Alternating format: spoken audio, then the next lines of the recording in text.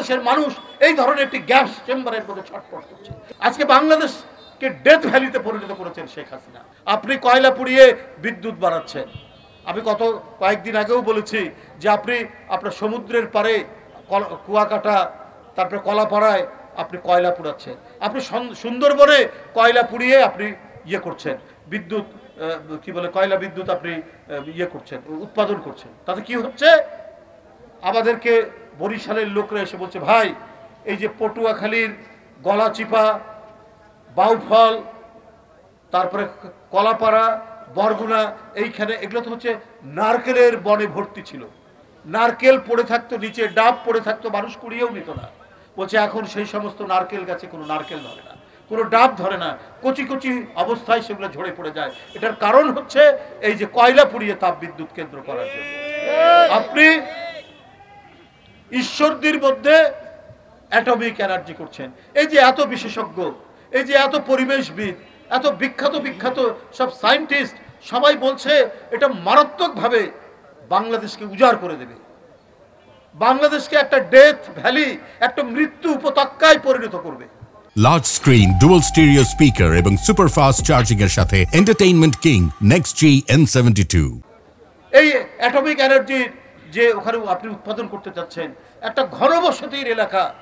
আমি কয়েকদিন আগে গেছিলাম, দেখলাম প্রায় 4-5 হাজার সব রাসানরা একটা বিশাল বিল্ডিং এর মধ্যে অবস্থান করছে।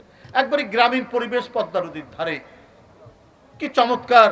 বন্যার সময় তার বন্যা চলে গেলে পরে সেই পলি মাটিতে কত উৎপাদন হতো, ধান, কত সবজি উৎপাদন হতো, সব বিলীন হয়ে যাচ্ছে।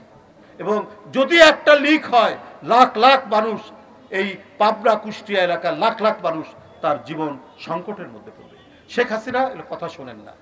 শেখ হাসিনা এত যে মানুষ বলেন এটা শুনেন না। উনি জনগণের সামনে একটা ধাঁধা তৈরি করে, আরে মেট্রো রেল, আরে আমি বাড়াচ্ছি, কি বলে বিদ্যুৎ বানাচ্ছি।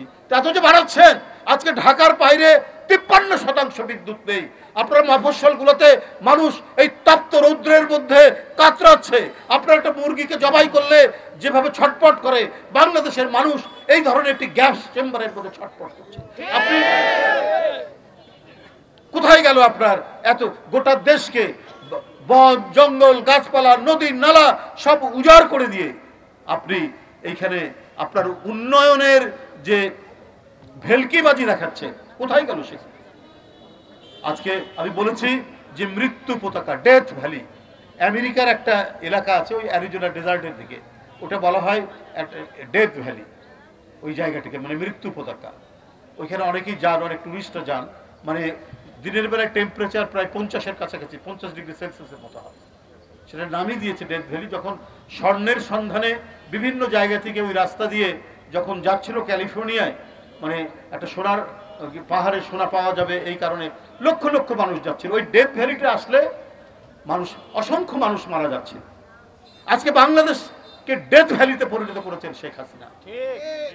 বাংলাদেশে যদি বিদেশ থেকে মানুষ আছে, তাহলে সে অসুস্থতা নিয়ে, না হলে মৃত্যুর পরোয়ানা নিয়ে তাকে এখান থেকে যেতে হবে।